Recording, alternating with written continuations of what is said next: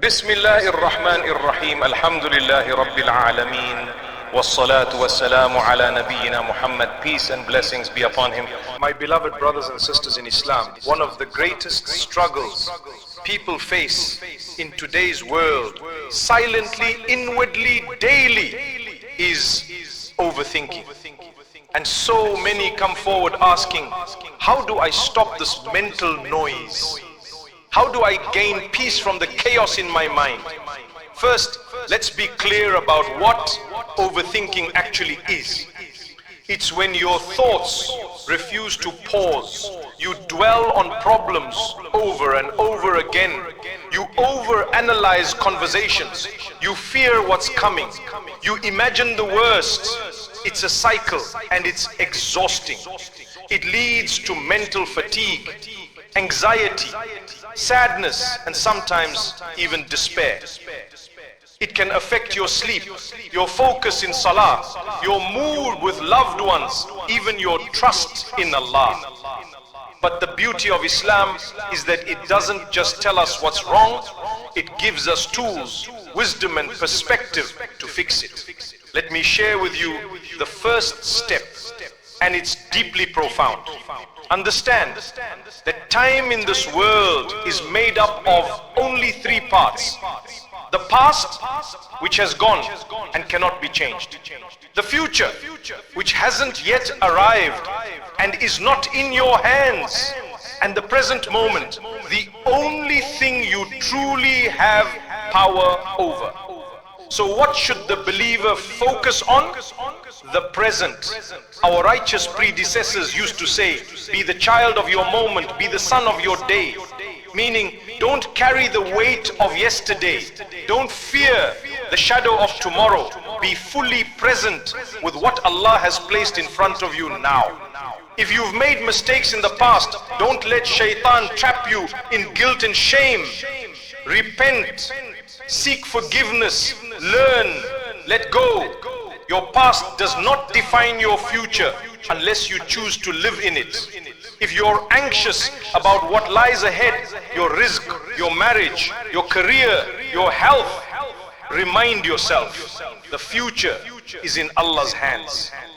And there is no one more merciful, more wise, more caring than Him. Why let your mind swim in what hasn't even happened yet?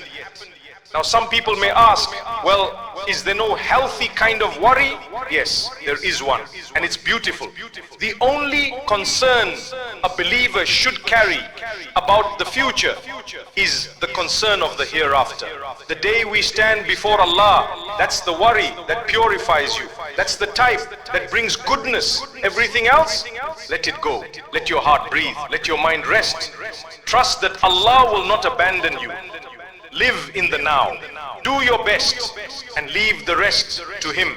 This is the first and one of the most powerful steps to overcome overthinking. Another powerful key to overcome overthinking, and one of the quickest ways to calm the restless heart, is to practice gratitude.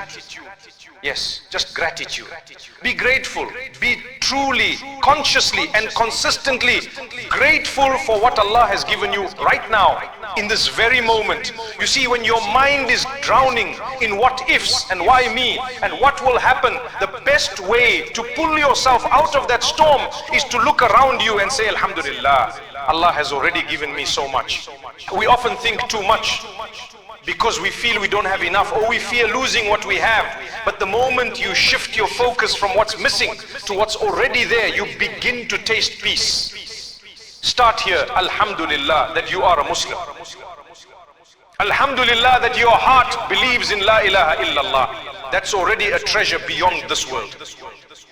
Everything else in life, wealth, health, respect, status, comes and goes. But your deen, that's the only thing that truly stays. That's what you need to protect. That is the greatest blessing of all.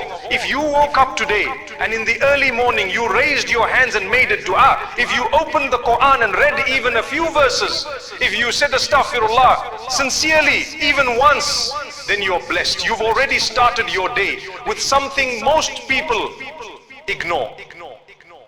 But we often forget because we compare ourselves with others. We scroll on social media and suddenly our life feels too small, too boring, too slow. We hear of six-figure salaries, fancy degrees, job titles that sound like success, and we feel less. Some feel unworthy because they don't have 1 million followers or viral videos. But ask yourself, is that the standard Allah has set for success? The Prophet ﷺ told us something remarkable. He said, whoever wakes up in the morning feeling safe in his home, healthy in his body, and has food for the day, it is as if the whole world has been given to him. Subhanallah. So ask yourself, did you wake up in a safe environment today? Did you open your eyes and find your body functioning? You can walk, you can breathe, you can think. Did you eat something this morning? Or no, you will later today. Then you are living like a king, even if you don't realize it. Wallahi, most of us are blessed in ways kings of the past could only dream of. But the dunya convinces us otherwise. Shaitan whispers that we're not enough, not doing enough, not achieving enough. But Allah says, if you are grateful, I will give you more. Gratitude, my brothers and sisters, is not just a feeling.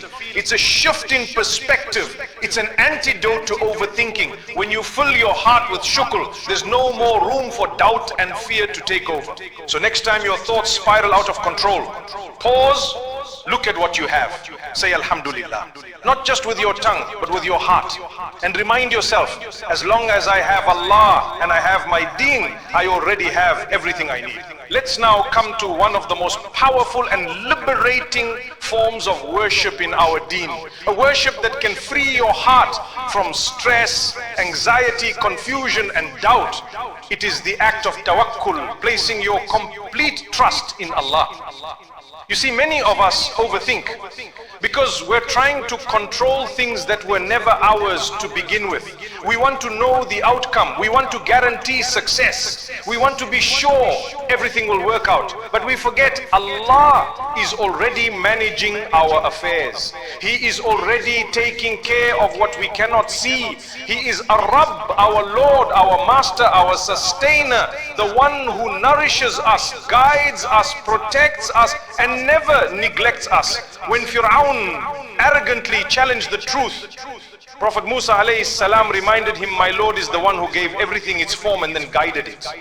When Prophet Nuh alayhi salam was building the ark on dry land, ridiculed by his people, he continued. Why? Because his trust wasn't in what made sense to the people. His trust was in Rabb, the one who guided him.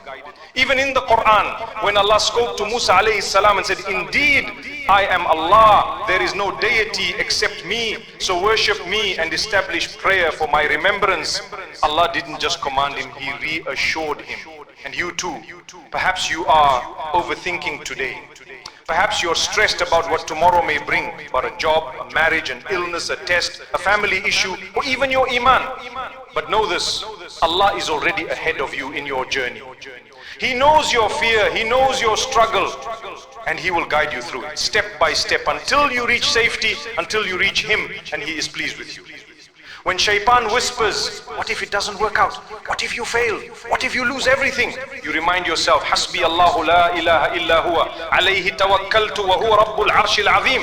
Allah is sufficient for me. There is no deity except Him. Upon Him I place my trust and He is the Lord of the mighty throne. This is not just a dua, it's a mindset, a lifestyle of surrendering your heart to the one who knows what's best for you, even when you don't. You don't need to carry the burden of the unseen. You just need to walk with faith. Take the means, yes, but place your heart with Allah. Tawakkul is not passive. It is active, living trust. It means you try, you strive, and then you say, oh Allah, I leave it in your hands. You know I don't. You see I cannot. You can. And I trust you completely. And that is how you release overthinking, by knowing that the one who is writing your story is also the one who loves you more than anyone ever could. So stop trying to control what only Allah can manage. Trust Him and you'll find peace. Now let us speak about something deeply unique, something that sets Islam apart from every other religion or belief system in the world. It's one of the pillars of our faith. It is called Al-Qadr, the divine decree of Allah. The belief that everything that happens, whether good or seemingly bad, is by Allah's perfect wisdom, knowledge and will. You see, in most belief systems, people struggle to explain hardship. They wonder, why did this happen to me? Why didn't I get that job? Why was I rejected? Why did I fall ill? But we as Muslims have clarity. We don't just say things happen by chance. We say it was written by Allah, and He never makes a mistake. When a person truly believes in Qadr, it transforms them. It removes fear of the unknown. It kills the habit of overthinking, because they know if something was meant for me, it will come no matter what stands in its way.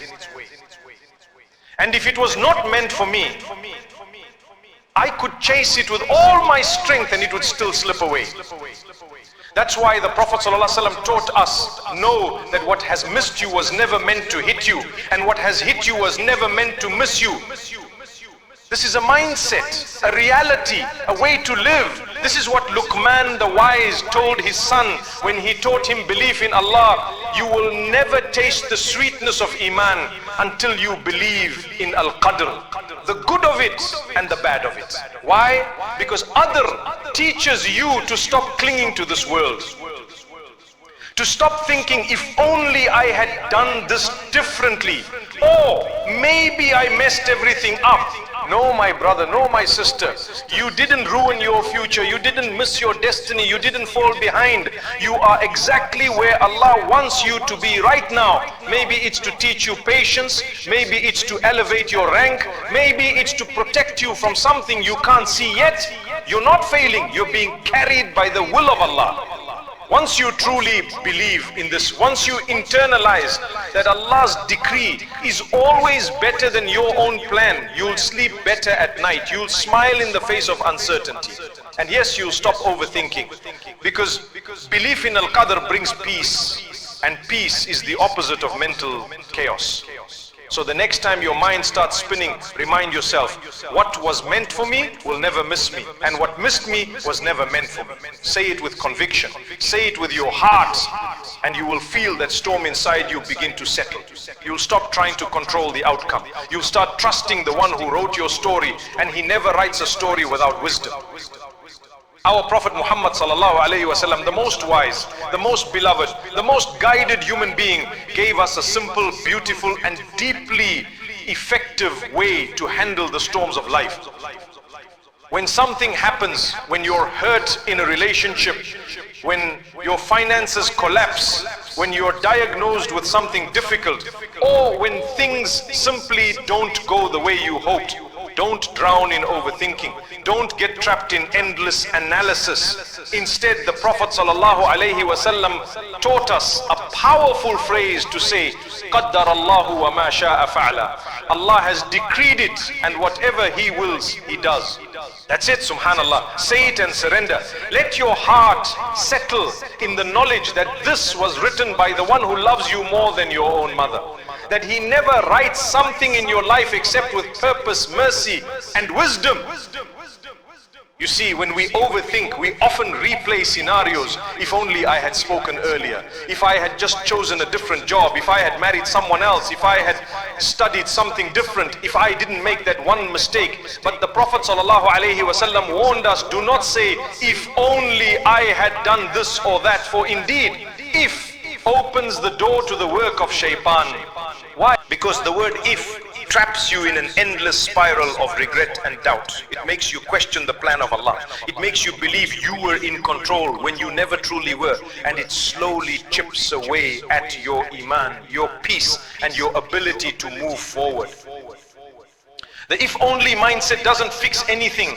It just makes the pain heavier. It fills your heart with blame, self-loathing, and what ifs that never end. It opens the door to shaitan to, you're a failure, you missed your chance. You ruined everything. But Islam shuts that door completely. Our deen teaches us not to overthink the past, not to drown in regret. It teaches us to say, قَدَّرَ اللَّهُ وَمَا شَاءَ فَعَلَى. Allah decreed it. He does what He wills. And that's where peace begins. So next time you're hit by something unexpected, a heartbreak, a rejection, a missed opportunity, don't replay it in your mind 100 times. Don't scroll through old messages. Don't wish to rewind time. Pause and say it with belief, with submission, with surrender. Allah decreed it and He does what He wills. Let those words close the door on shaitan. Let them be your shield against the fire of overthinking. The simple phrase is one of the treasures of our faith. And subhanallah, only in Islam do we find something so beautifully practical and spiritually healing. It's not just about saying the words, it's about living the reality. What's written for me will reach me. What has passed me was never meant for me. And my Lord never makes a mistake. So my dear brother, my dear sister, let go of the ifs. Let go of the endless over-analyzing. Let your heart rest in the hands of Ar-Rahman, the most merciful. Say, قَدَّرَ اللَّهُ وَمَا شَاءَ فَعَلَى, and walk away with peace. This is how Islam teaches us to overcome overthinking, with faith, with perspective, and with surrender to the one who knows best. Let me end with a simple example. Something you can picture in your mind. Something to help you understand how to stop overthinking and find peace in your journey. Imagine you're about to explore a dark, unfamiliar cave. You're not alone, you're with a guide, but not just any guide, someone who's been doing this for 25 years. He's led hundreds of people safely in and out of this cave before. He knows where the rocks are loose. He knows which tunnels are safe and which paths are dangerous. He's calm, experienced, confident. Naturally, as you step inside the cave, it's dark, it's cold, and you start to feel afraid. A rock falls from above, a bat swoops past your face, your heart races. But your guide looks at you and says, don't worry, this is normal, I've seen it all before. Just stay close, follow me. You may still feel a bit anxious, but you trust the guide. You believe that as long as you stick with him, you'll make it through. You'll come out safe on the other side. Now, Allah belongs the highest and most perfect example. But reflect on this deeply. In this life, we're all walking through the unknown. There are dark tunnels, unexpected problems, things that scare us and shake us. We worry, we stress, we don't know what's next. But Allah is our guide. He's not just experienced, He's all-knowing. He doesn't just guess, He knows every outcome. His command, stay close to His book, walk in the footsteps of the Prophet Muhammad sallallahu alaihi wasallam. But if you choose to ignore the guide, to do things your own way, to reject the commands, to turn your back on Allah, then like the person in the cave who wanders away from the guide, you're lost. You're in the dark, all on your own, and anything can happen. And who will help you then? So trust Allah. And if something troubles you, worries you, stresses you out, don't overthink it. Don't analyze it to the point of breaking. Instead, raise your hands. Turn to the one who sees what you don't. Cry to Him. Speak to Him. Make dua. Ask for clarity. Ask for relief. Ask for guidance. Instead of spending hours going back and forth in your head, what if I said this? What if I had chosen that? What if it never gets better? Spend that time in dua. Spend that time thanking Allah for how far He's already brought you. Spend that time reconnecting with the only one who holds your future in His hands. That is far better for your heart, far better for your mental health, far better for your iman. It will calm your thoughts and heal your soul. Because once your heart is connected to Allah, once you've surrendered the matter to Him, there's nothing left to overthink. And so we ask Allah, oh Allah, grant us peace in our minds and contentment in our hearts. Guide us through the dark places in life. Let us walk closely behind your light. Protect us from the traps of overthinking and help us trust you fully. Grant us goodness in this life and the next. Ameen.